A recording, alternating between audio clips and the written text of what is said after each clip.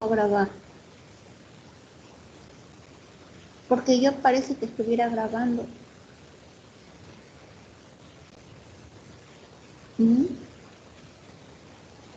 A mí me parece que está grabando. Sí, ya empezó a grabarse, doctora. Ya, entonces empezamos.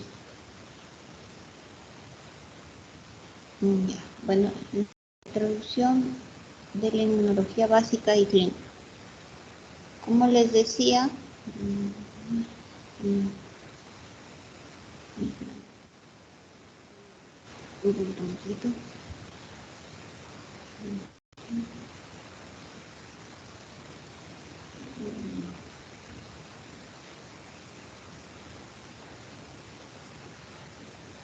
bueno, la inmunología lo que va a estudiar es cómo el cuerpo se defiende de los microorganismos, ya sea a nivel celular, nivel moral, con las barreras, digamos, el sistema ya innato que tiene, ¿no?, el organismo para defenderse, como la piel y las mucosas.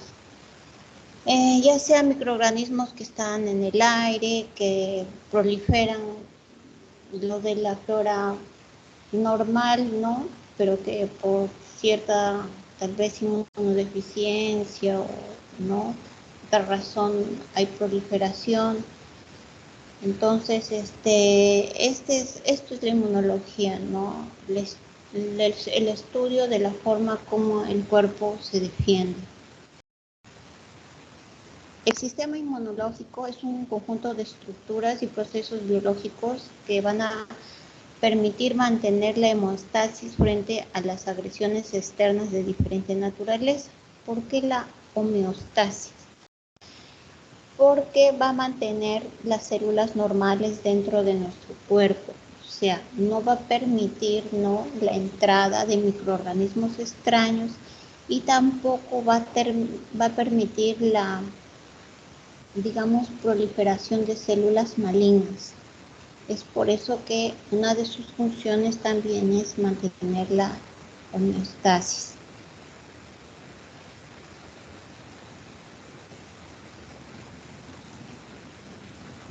Entonces, ¿cuáles son las funciones del sistema inmune?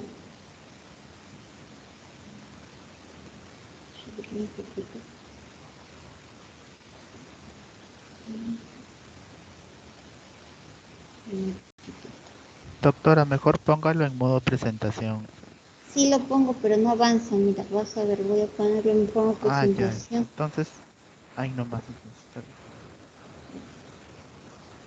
Mira, si lo pongo ahí, a ver, me dicen si ven la pantalla. ¿Avanza o no avanza? ¿Dónde se quedó? Se quedó en el su Pues, escritorio de PowerPoint, no lo ha presentado todavía. No avanza, sí, pues es el problema, cuando lo pongo en la forma de presentación no avanza. Y ahora yo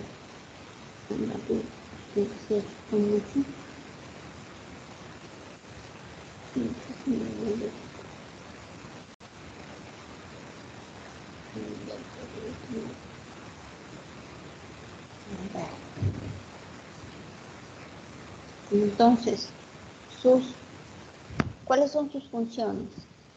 Uno es la defensa, la hemostasia que les dije y la vigilancia. En la defensa, pues porque no va a permitir el ingreso de microorganismos, ¿no? Y tampoco, digamos, va a intervenir cuando, digamos, es muy excesivo el estado inflamatorio a ciertas sustancias. Hay aberraciones, ¿no? Que ya se llama, que llegan a producir una alergia, o en todo caso también cuando hay una alteración del sistema inmune ya puede haber una inmunodeficiencia, ya sea celular o humoral. En cuanto a la función de hemostasia, como les decía, va a eliminar las células viejas, ¿no?, o células que ya están dañadas por el mecanismo de apoptosis. Y vigilancia, porque va a estar atento, pues, ¿no?, a que no se presenten células tumorales, va a eliminar a los mutantes. Entonces acá, por ejemplo, tenemos en el grafiquito, ¿no? Una de las funciones, ¿no? Está en el sistema de vigilancia, no va a permitir el ingreso de microorganismos.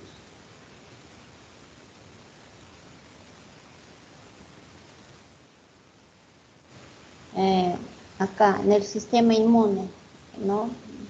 En caso pues haya pues la alteración, ¿no? El ingreso de ciertos microorganismos, entonces el sistema va a estar en peligro, ¿no? Las células, y ahí entra a tallar ya sea las células, el complemento, ¿no? Diversas proteínas, interleuquinas, etcétera.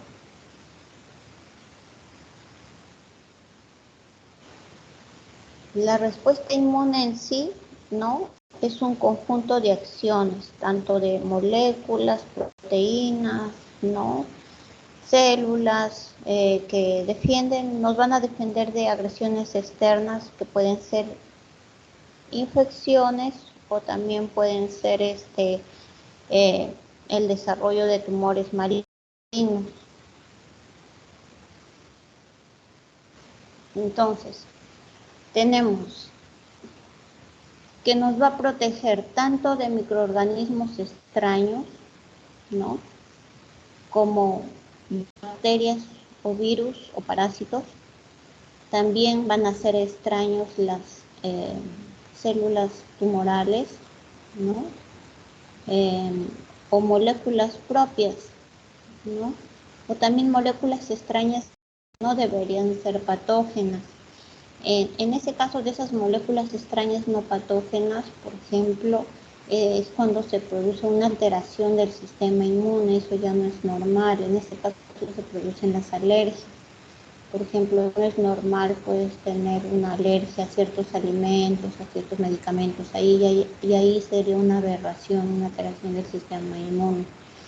En caso de que sí sean moléculas extrañas, ¿no? Va a haber una defensa. En caso de que hay una respuesta a moléculas propias, es cuando se producen los autoanticuerpos, las enfermedades autoinmunes que tampoco, ¿no? Debería desarrollarse. También hay una alteración del sistema inmune. Entonces, lo normal es que el sistema inmune solo reconozca lo extraño y lo ataque, no a nuestras propias células, que nos llevaría a la autoinmunidad, y no también una forma exagerada que ya sería la producción de alergias, como el asma. Entonces, acá tenemos, por ejemplo, la hipersensibilidad, ¿no? Lo normal es que haya una profilaxis, ¿no?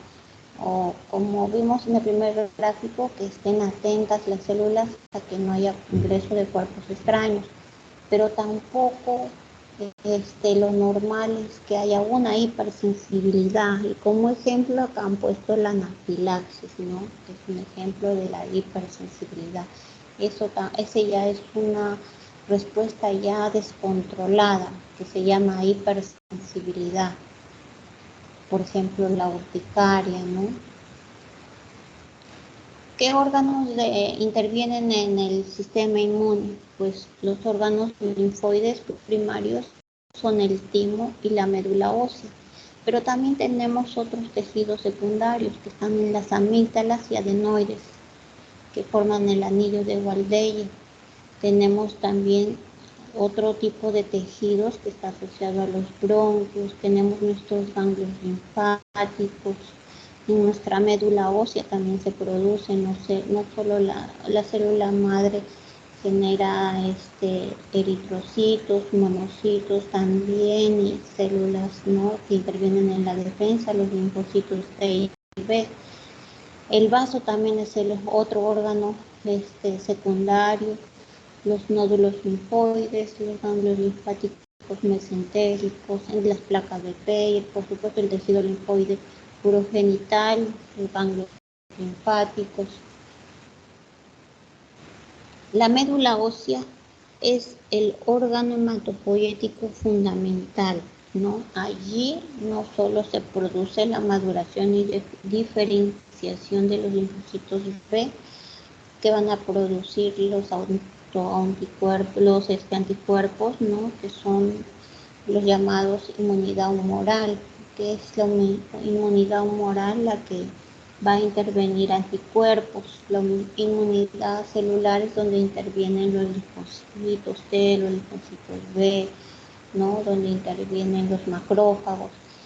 En la médula ósea, estamos hablando, por lo que estamos hablando de inmunología, solo está acá el linfocito B, pero en realidad ustedes saben que la médula ósea se produce todas las células sanguíneas, desde eritrocitos, linfocitos, leucocitos y plaquetas.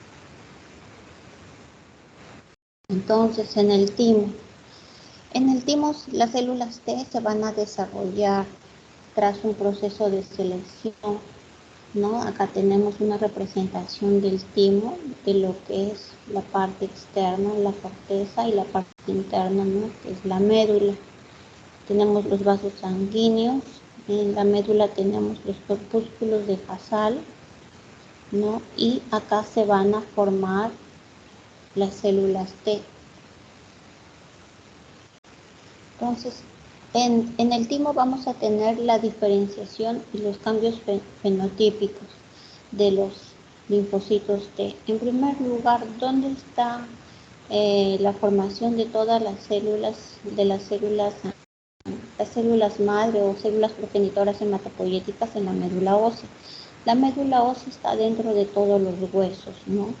Y bueno, dentro de la cresta ilíaca, dentro del esternón también. Y posteriormente, bueno, estas células formadas, cuando ya están maduras, van a pasar recién a la sangre. Nosotros no encontramos células madre en la sangre, en un 0,001%.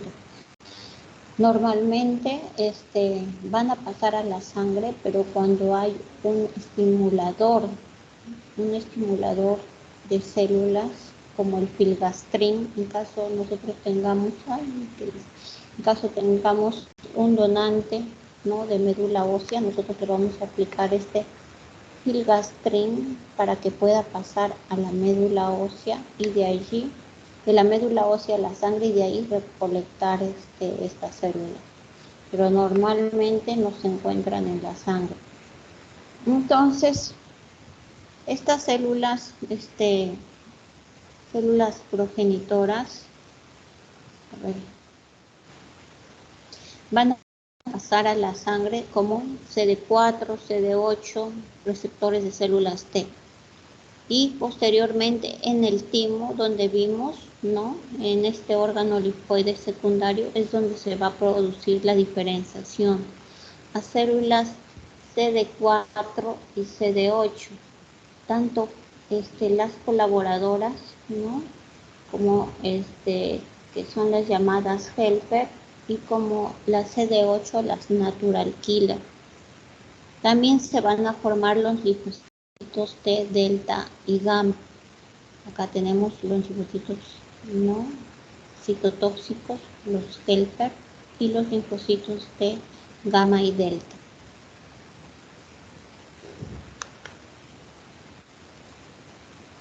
En otros órganos linfoides secundarios tenemos el vaso.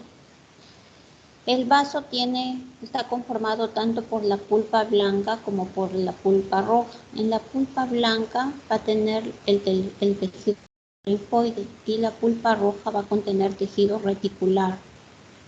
Tejido reticular y los senos bañados por la sangre. Bueno, acá va a haber tanto actividades hematológicas y linfoides. ¿Por qué también actividades hematológicas? Porque bueno, acá se van a destruir los glóbulos rojos.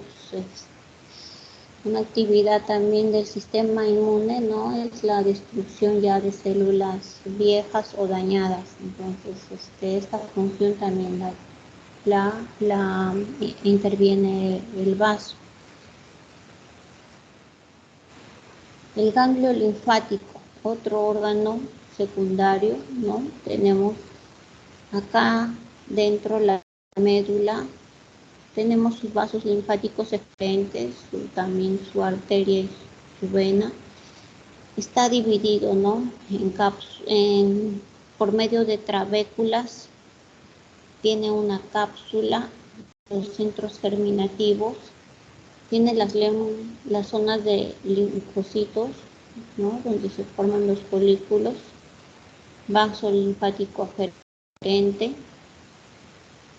Entonces acá también tenemos cuando se presenta un antígeno,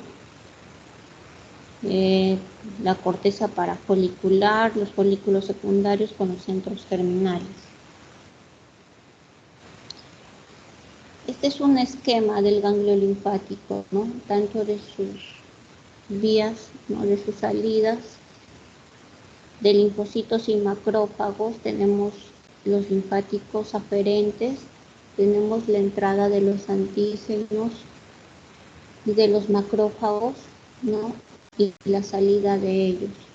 Entonces nosotros dentro tenemos la médula y tenemos la corteza. Acá tenemos los folículos secundarios. MALT. El MALT son tejidos linfoides agregados. Son también importantes en la respuesta inmunitaria local en las superficies de las mucosas, donde también van a intervenir las inmunoglobulinas de tipo A. La población linfocitaria mayoritaria son los linfocitos T. Entonces, ¿qué es MALT? Es tejido linfoide agregado a mucosas, esa es la sigla. La respuesta inmune puede ser tanto innata como adaptativa, ¿no? Tenemos, por ejemplo, acá un macrófago, ¿no? Que atrapa a un virus. Entonces, el macrófago, con ayuda del complemento, lo va a presentar a un linfocito T. Entonces, este linfocito T también, ¿no? Por señales se va a comunicar con los linfocitos B. ¿Qué va a hacer el linfocito B? El linfocito B, con sus células plasmáticas, ¿no? Se va a diferenciar y va a posteriormente formar los anticuerpos. Igualmente, ¿no? El linfocito T va a entrar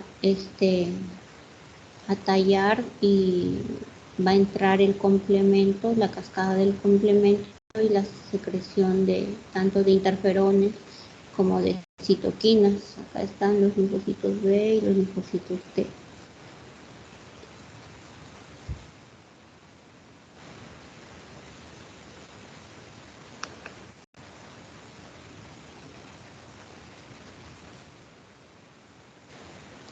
Ya, entonces acá está al revés, ¿no? Es la clase de inmunidad innata o natural y adquirida o adaptativa. Acá la enfermedad y la vacunación, bueno, es un tipo, y la perinatal sueros inmunes son, sí, una forma pasiva. Está bien. Cuando nosotros colocamos una vacuna o el paciente se enferma, va a adquirir una inmunidad, ¿no? Por eso se llama adquirida o se adapta. Va a producir anticuerpos. Pero en caso de los recién nacidos, ellos reciben las inmunoglobulinas de la madre. O también a un paciente inmunodeficiente se le puede administrar sueros que ya tienen anticuerpos, como en el caso del que se quería hacer con el plasma convaleciente de pacientes con COVID, ¿no? Esa era una inmunización pasiva. Lo que se le estaba haciendo, bueno, pero no resultó, era la colecta de plasma de un paciente que había estado hospitalizado por COVID y entonces había producido anticuerpos contra COVID y se le recolectaba ese plasma y se lo transfundía a otro paciente. Esa era una inmunización pasiva. Entonces tenemos la inmunidad innata, ¿no? Que va a reconocer, va a destruir, ¿no? A los microorganismos, ¿no? Pero a la vez va a inducir a la inmunidad adquirida. Inmunidad innata, entonces vemos que se da por enfermedad o vacuna, ¿no? Ya sea el que enfermó por coronavirus o el que se enfermó por coronavirus, ¿no? Digamos, se enfermó y luego posteriormente va a adquirir, ¿no? Inmunidad propia produciendo anticuerpos. En este caso sería anticuerpos, pero también hay inmunidad adquirida celular. Entonces, ¿qué es lo que se reconoce en los antógenos, en los agentes patógenos? En los agentes patógenos lo que va a reconocer la inmunidad innata son los patrones moleculares asociados con patógenos. ¿Y cómo va a influir la activación de la inmunidad innata en la adaptativa? Pues con las células memoria. Estos receptores de reconocimiento de patrones, ¿cuáles son? ¿Cuáles son que nuestra inmunidad innata, ¿no? El macrófago, que posteriormente lo presentó al linfocito T y al linfocito B, reconocieron un receptor, ¿no? Que se encuentra en los microorganismos. ¿Cuáles son? Son los lipopolisacáridos bacterianos, son ácidos nucleicos virales, son ciertas proteínas como la flagelina.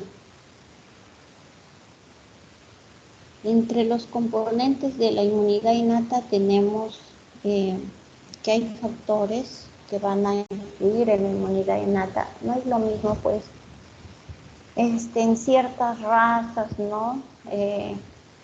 Ciertos pacientes que tienen ciertos HLA, ¿no? Y en cuanto a la edad, también al sexo, ¿no? Van a reaccionar de la misma forma en cuanto a la exposición a ciertos microorganismos. Hay diferencias, tanto genéticas, de raza, como sexo y edad. Tenemos las barreras naturales de la inmunidad innata, está también compuesta por la piel, por las mucosas, el tracto genitourinario. En cuanto a células, ¿no? Con los linfocitos, con los macrófagos, los eosinófilos, todo lo que es leucocitos, ¿no? Células dendríticas. En los componentes humorales y enzimáticos, ¿no? Tiene que ver, influye también el complemento, lisosomas, los interferones. Entonces, acá, por ejemplo, elementos que son constitutivos de la inmunidad innata, tenemos, por ejemplo, ¿no? Que hay inmunidad de ciertas especies. Por ejemplo, el hombre no es susceptible a la difteria, a diferencia de otras especies. La rata es resistente a la difteria. El estafilococo igualmente ataca al hombre, pero el resto de mamíferos es resistente al estafilococo. La inmunidad racial, el Plasmodium vivax, como saben, en la raza negra es resistente al Plasmodium vivax. Y también, ¿por qué? Por la presencia del antígeno DAFI en sus eritrocitos. El control genético. Bueno, en el control genético hay resistencia a determinadas infecciones, ¿no? Genéticamente, ¿no? Tenemos poblaciones, ¿no? Y no, sin irnos más lejos, ¿no? Nuestra misma tal vez conocidos que son resistentes en la misma pandemia estamos viendo, ¿no? El control genético. Cierto tipo de pacientes es sin tener que ver con la obesidad ni patologías asociadas, que son resistentes. a infectarse, ¿no? Y actúan como portadores, por ejemplo, los niños, ¿no? Claro, hay más por estudiar, ¿no? Si eso se debe, ¿no? A genes o probablemente también, ¿no? A todos los factores que ya conocemos, ¿no? La inmunidad de edad, ¿no? Hay enfermedades infecciosas y malignas que son más frecuentes en la infancia y la vejez, como ciertas leucemias, como ciertos linfomas, que son más comunes en la vejez. Por ejemplo, el mieloma múltiple también es más común en la vejez, ¿no? Hay factores metabólicos y humorales. La diabetes va a disminuir la capacidad de fagocitosis, es cierto. Por eso tanto cuidado, ¿no? Con el pie diabético, siempre controlando, ¿no? A pesar porque la sensibilidad como está alterada, entonces los diabéticos siempre tienen que estar revisando sus pies porque tienen pues una disminución también del sistema inmune. En cambio, los estrógenos en las mujeres van a influir en controlar. Ellas son más, digamos, el estrógeno nos protege en el control de algunas infecciones. La temperatura, tenemos que hay micobacterias, ¿no? De zonas tropicales, que son más prevalentes. ¿Por qué? Uno de los micobacterium leprae y leishmania brasilensis prefieren zonas frías del cuerpo. ¿Dónde es la zona más fría del cuerpo? Tus dedos, tus pies, ¿no? Tu cara, entonces es allí donde van a atacar. El influjo del sistema nervioso. Las células del sistema inmune tienen receptores para neuropéptidos, para regulación y actuación. Vamos a ver ahí, por ejemplo, la lecitina, ¿no? Vamos a ver un gráfico, ¿no? Que estas células, estos linfocitos, estos macrófagos tienen ciertos receptores, ¿no? Apenas tienen contacto con un antígeno, van a activar el complemento, van a unirse al endotelio y de esta forma van a combatir a estos microorganismos hasta producir la lisis celular.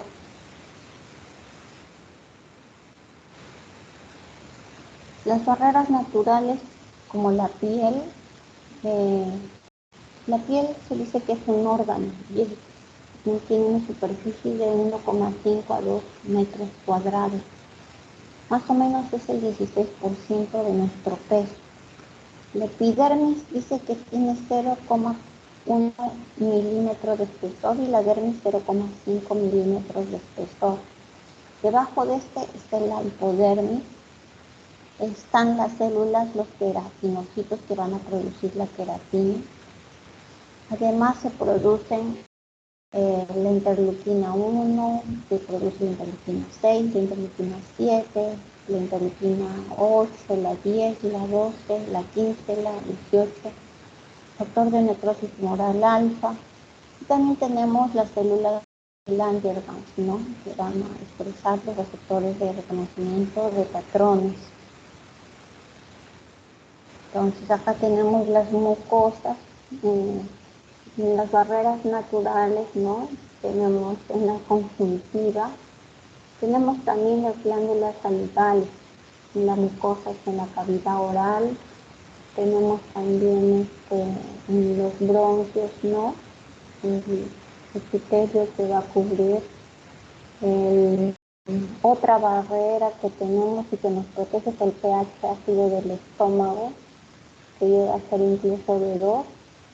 Y tenemos las placas, ¿no? Las barreras en la mucosa, las placas de Peyl.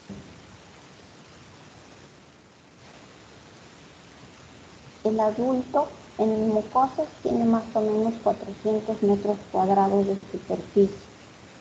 En la mucosa, aparte de encontrar inmunoglobulina A, vamos a tener mecanismos que son microbiostáticos y microbiocidas, tanto de inmunidad innata como adaptativa.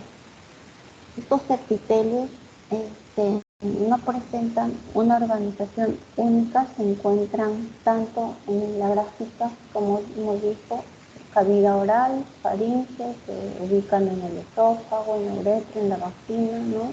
Y son un epitelio estratificado.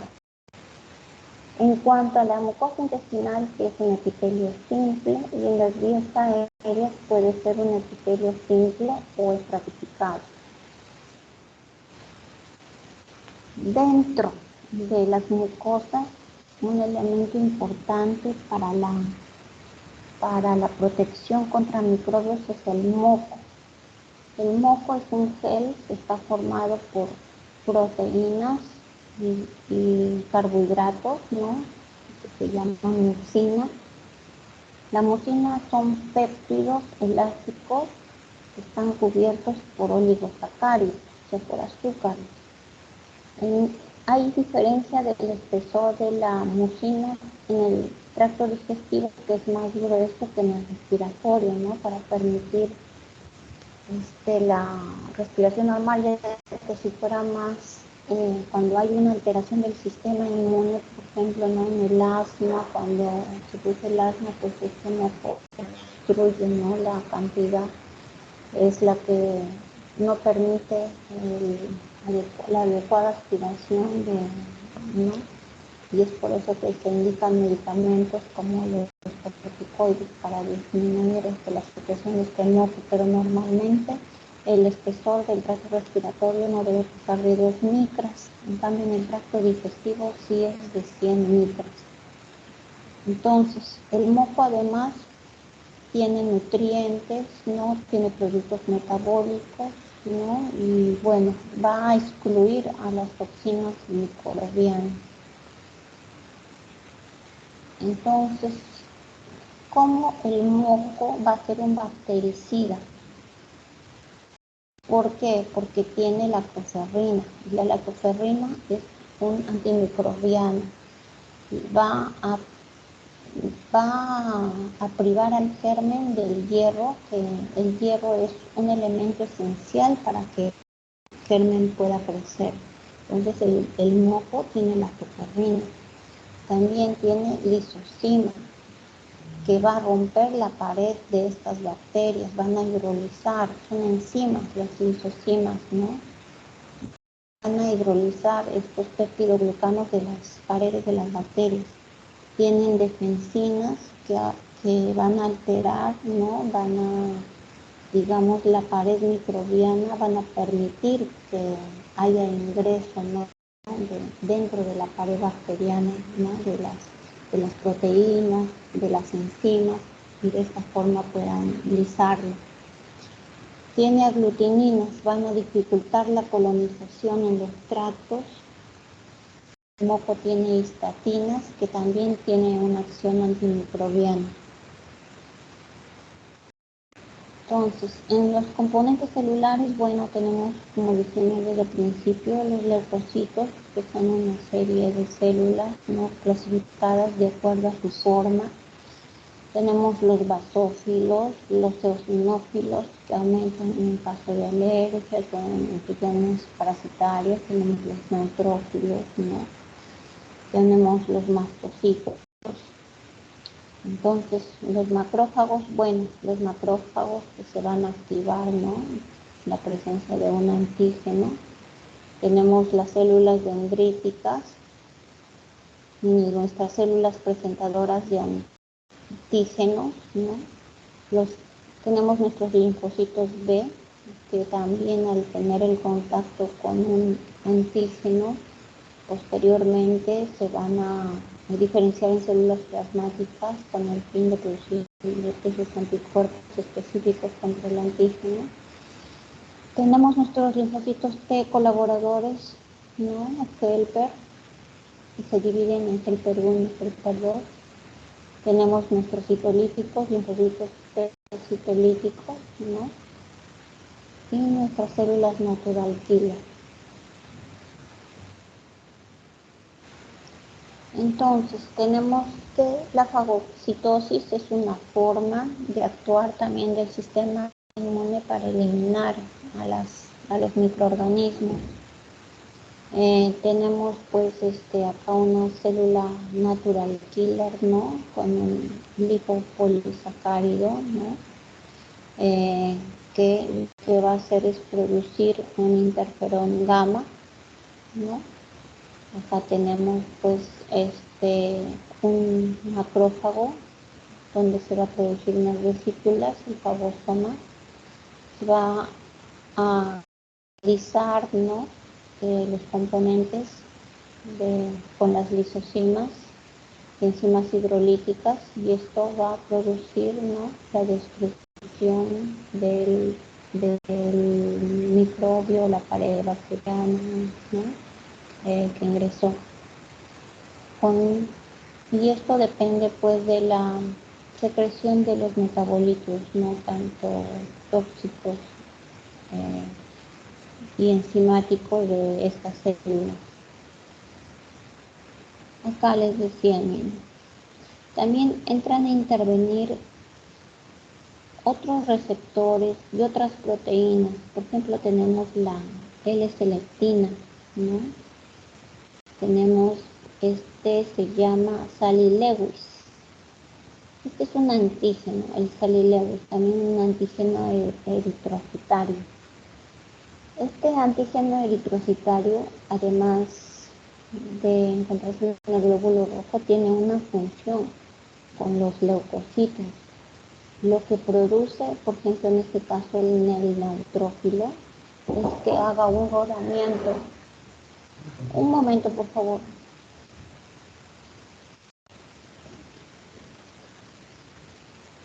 Sí.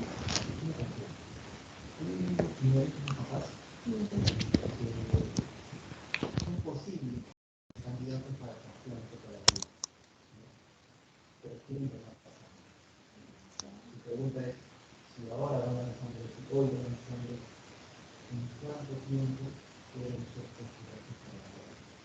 Igual, 3 meses, el hombre y 4 meses la mujer. ¿Consideras un año igual?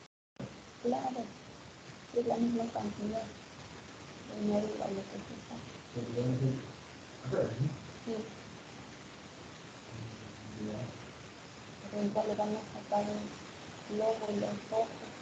No se ve la nube, la nube, la sangre, no se ve la nube.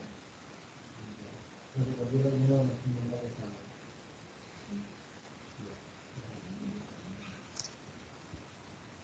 Ya, disculpen, a ver, ya, entonces el Sally Lewis, ¿no? Es también antígeno eritrocitario, pero al unirse a un neutrófilo que, digamos, tuvo contacto con un cuerpo extraño, ¿no? Con un microbio, lo que va a hacer es que el Sally Lewis, que este neutrófilo ruede por el endotelio. ¿Con qué finalidad? Que pueda ingresar. Y esto va a ser ayudado con la L-selectina, que también son otras proteínas que se unen a estos leucocitos. Y la integrina también interviene en el sistema inmune. ¿Cómo interviene la integrina? Pues ya que el rodamiento continúe y pare en cierto punto hasta que el neutrófilo pueda ser introducido dentro del endotelio. En este caso, el neutrófilo se va a adherir y por diapedesis va a ingresar. Y allí, ¿no? Se va a activar también la vía de complementos. Aparte que hay secreción de histamina, prostaglandinas y leucotrienos. Y dentro ya se produce, como ha habido activación de sustancias, ¿no? Tanto el Sally Lewis, la L-sectina, la integrina también emiten señales, ¿no? Y activan sustancias que se liberan para dañar, o sea, lo que se trata es eliminar la bacteria, pero a veces también hay un daño de los tejidos y un daño celular. Pero la finalidad es fagocitar y destruir, ¿no? También ha habido intervención del complemento y al final se destruye, pues, la bacteria, ¿no? El complemento C3b es una parte de la cascada de proteínas, porque son proteínas, el complemento, una serie de proteínas, y dentro de ellas está el C3b. El C3b, una de sus funciones es que sirve como opsonización. El 3b llega a recubrir la bacteria y la hace, digamos, como digamos, atrae al macrófago o al neutrófilo para que sea fagocitado.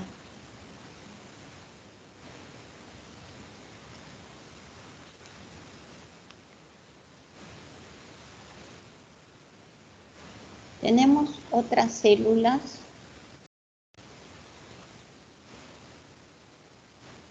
células dendríticas foliculares, las células nucleadas, por ejemplo, ¿no? Si tenemos una célula nucleada infectada, esta va a tener que ser eliminada por apoptosis o va a ser lisada. Y bueno, también tenemos las células tumorales que van a tener que ser eliminadas por el sistema inmune, ¿no? Ya sea por apoptosis.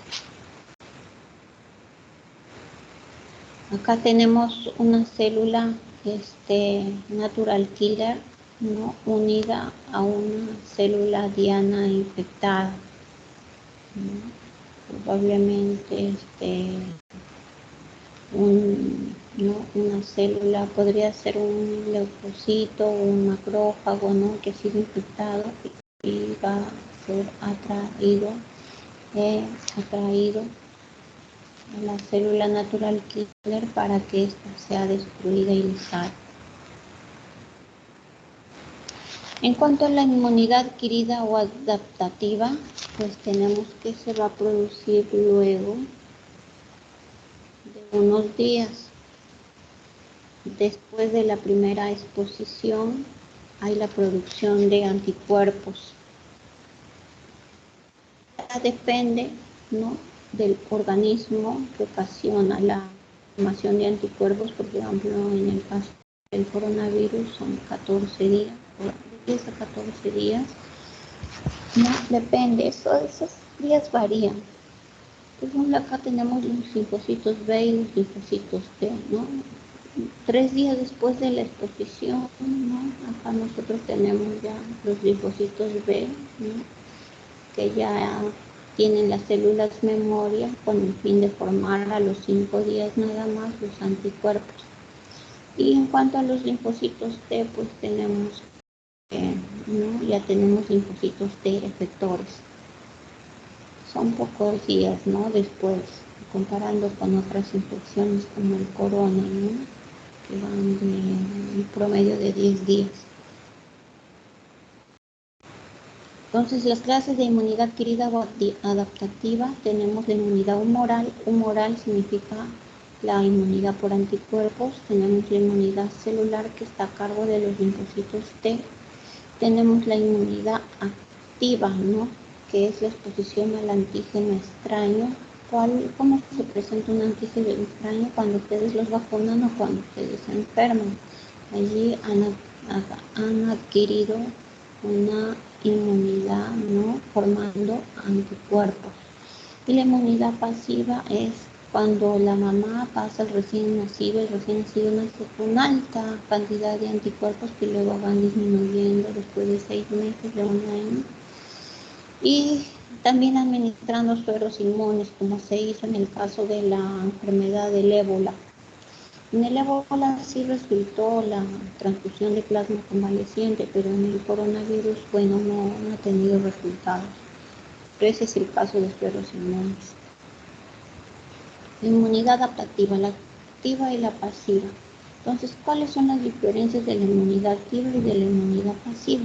Lo vimos, ¿no? En la inmunidad activa se administra la vacuna o se enferma.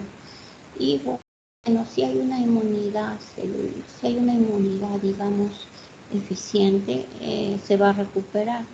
En la inmunidad pasiva, ¿no?, se transfunde el suero con los anticuerpos, ¿no? Y bueno, no va a haber mayor afectación. El problema es que no va a haber memoria.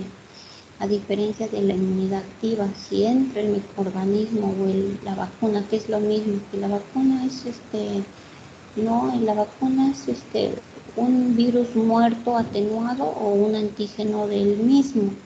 Eso es con la finalidad de producir anticuerpos. Entonces, él va a producir memoria, pero al transmitir solo suero, eso no va a producir memoria. La concordancia es que sí, para ambos hay especificidad.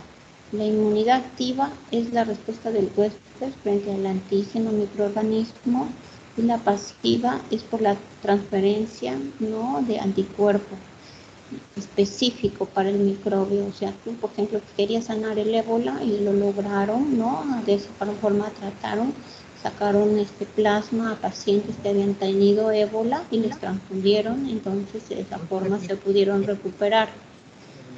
Las dos son específicas porque tú le vas a dar del plasma de quien quieres ayudar. Por ejemplo, del coronavirus sacamos plasma de los pacientes que habían tenido coronavirus, ¿no? Y era específico, pero lo malo es que no ocasiona memoria. 60, 65, pero igual, mira, lo que me daba... Fases de la respuesta inmunitaria adaptativa. Entonces tenemos, ¿no?, que primero hay un reconocimiento del antígeno, una activación de los linfocitos, ¿no? Claro que el antígeno de todas formas se va a eliminar, ¿no? Y algunas de las células de defensa también van a morir por apoptosis, pero van a quedar las células de memoria. Entonces hay un reconocimiento del antígeno, hay una actividad de los linfocitos tanto T y B, hay una eliminación del antígeno, se contiene la enfermedad y queda la memoria, ¿no?, para la próxima exposición con la formación de los anticuerpos.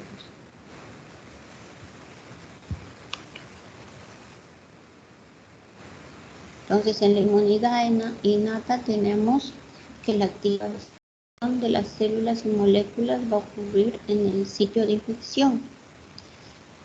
En cambio, en la inmunidad adaptativa, los linfocitos se activan cuando el agente es transportado al ganglio.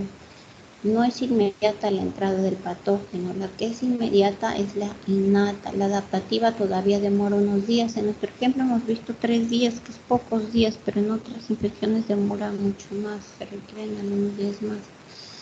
Bueno, esta es inmediata, esta requiere días. La inmunidad innata todavía tiene que reconocer, va a activar y eliminar el microbio y tiene lugar en el sitio de infección, ¿no? En la inmunidad adaptativa, el reconocimiento todavía se va a realizar en el ganglio y la fase de efectora igualmente se va a producir en el sitio de infección.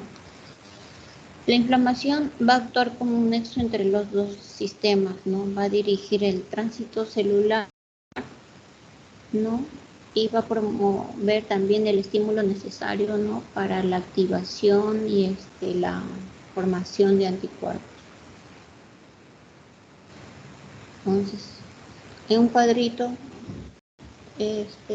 con las diferencias, bueno, específico, tenemos que la inmunidad innata natural va a reconocer cualquier microbio, ¿no?, que entre por primera vez a nuestro cuerpo. Igual, si es extraño, lo va a tratar de eliminar como sea, pero la es adaptativa, sí va a ser específica. Por ejemplo, que el poro no quiere entrar nuevamente, ¿no?, a una persona que fue vacunada o estuvo enferma.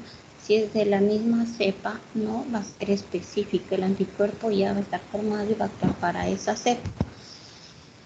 La iniciación, en cuanto a la innata natural, es inmediata, pero para que se forme el anticuerpo requiere pues un periodo, ¿no?, un periodo de reconocimiento y de formación de anticuerpos. De la memoria, en la innata no hay memoria, en la adquirida sí, por eso es la formación específica de anticuerpos. Reacción contra antígenos propios no debe existir, a menos que haya aberraciones y se formen las enfermedades autoinmunes, nada más, no debería haber. Las células que intervienen en la inmunidad natural innata son los polimorfonucleares, los macrófagos, los natural killers, los linfocitos T, los linfocitos B, mastocitos, basófilos y eosinófilos. En cambio, la adaptativa, ¿quién interviene?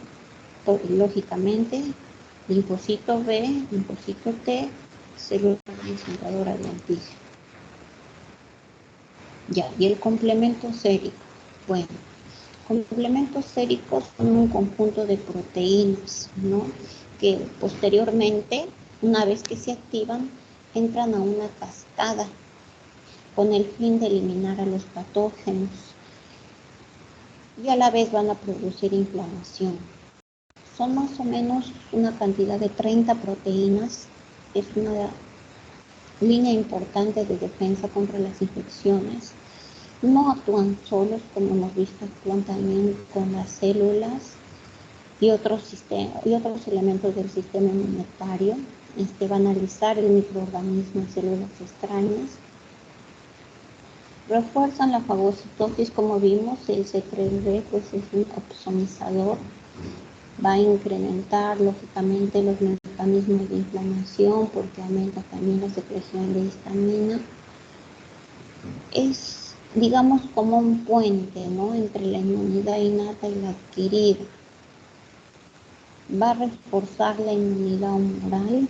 ¿Por qué? Porque estimula el linfocito B para que produzca más anticuerpos. Va a ayudar a eliminar a los complejos inmunes y a los cuerpos apoptóticos. O sea, también ayuda a los inmunocomplejos a su eliminación, ¿no?, de formación de complejos inmunes y a los cuerpos apoptóticos.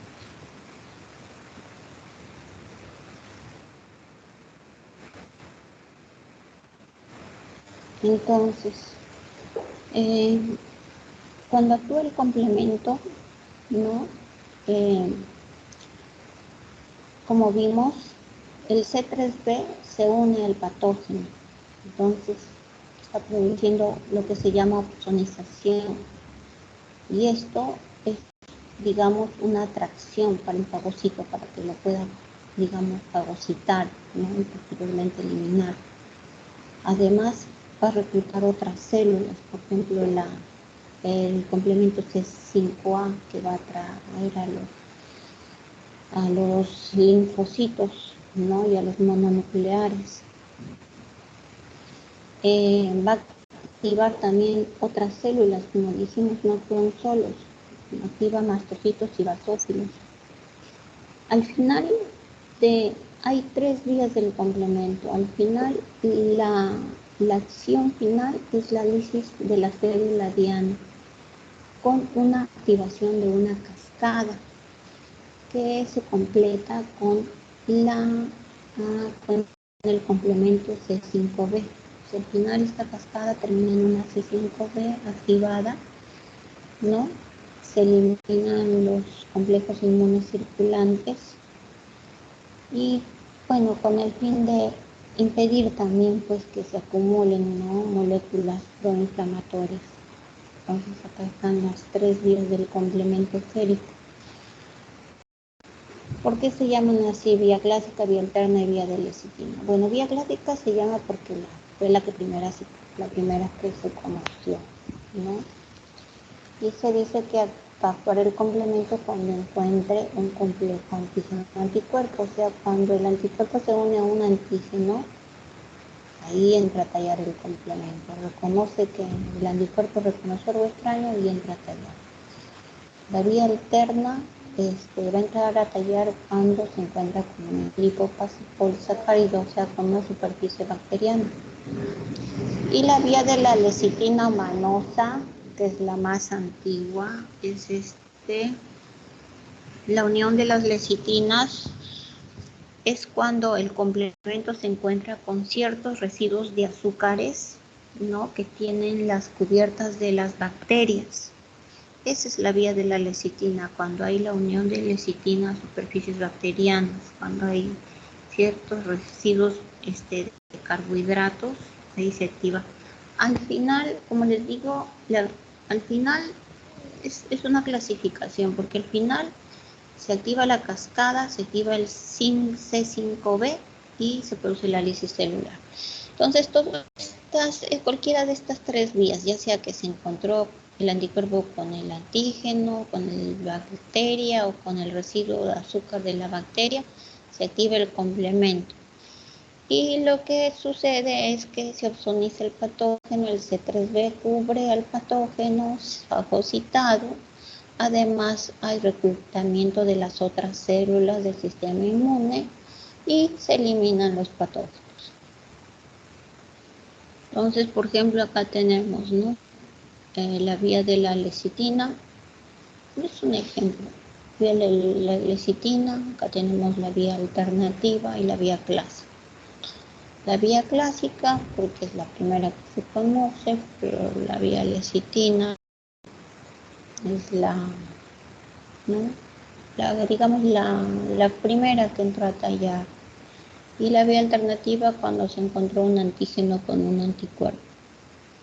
Entonces, el antígeno con anticuerpo es la vía clásica y la vía alternativa es cuando se encontró con el polisacárido.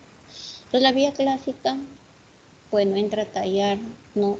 La activación de las proteínas. Vamos a activar primero al complemento 1, ¿no? Se encuentra con un antígeno anticuerpo, ¿no? Un antígeno, se activa la proteína C1, posteriormente la C1 convertasa en la vía clásica va a activar a la C3, complemento C3. Posteriormente la C5 convertasa en la vía clásica va a activar al C5A y el 5B va a generar la cascada que va a producir la lisis de la membrana. Esta parte es común a las tres vías. La diferencia es que la vía de lecitina entra a actuar cuando encontró residuos de azúcares en cierta bacteria, residuos de lecitina manosa, ¿no? Y empieza con el C3, porque el C3 es el que va a opsonizar posteriormente esta superficie, que también es común en la vía alternativa. Entonces este C3b se va a activar cuando encontró un polisacárido de una superficie de microorganismo. Igualmente va a ser activado, ¿no? Va a activar al C5 al final, C5b, al resto de proteínas. Tenemos un C5b que va a llevar, ¿no? Al complejo de ataque de membrana.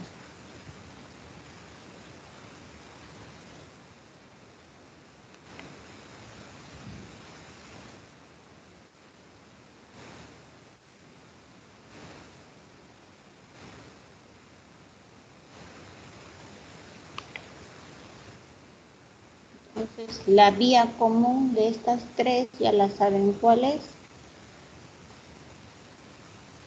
Tanto de la vía alternativa a la clásica de la lecitina manosa, también se llama lecitina manosa.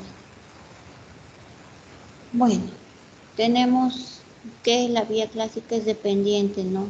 Unión antígeno-anticuerpo, vía alternativa, ¿no? Presentación de microorganismos, vía de lecitina, residuos de azúcares.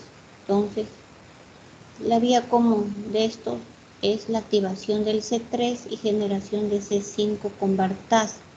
¿Para qué? Para que se active el C5, la cascada, que es la vía lítica y la destrucción del patógeno. Entonces tenemos acá el C5, la activación del C5, las convertasas de C5 de las vías clásicas alterna y de la manosa van a degradar al C5 para iniciar el complejo citosida de ataque de membrana.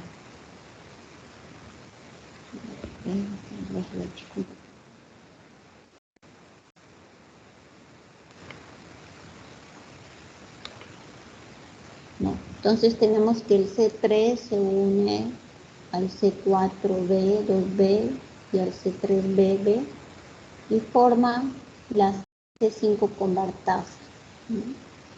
Después el C5 se une al C3b, ¿no? De la C5 convertasa y el C5, ¿no? forma después la C5b. Y de esta forma van a iniciar el complejo citocido de ataque de membrana.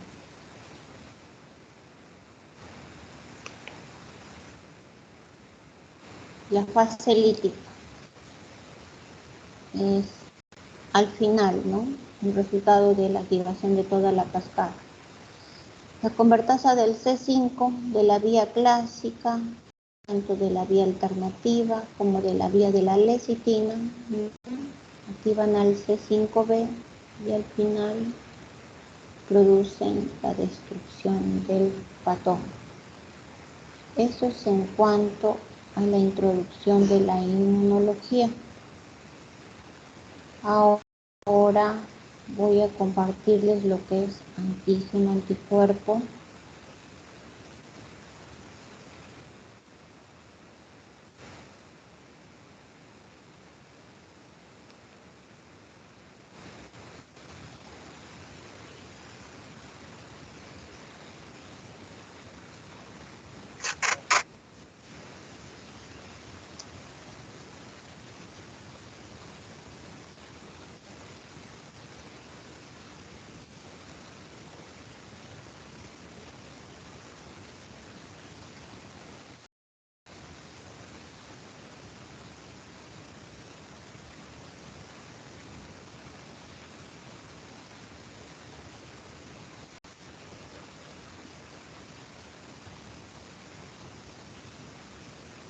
¿Cómo comparto la otra presentación?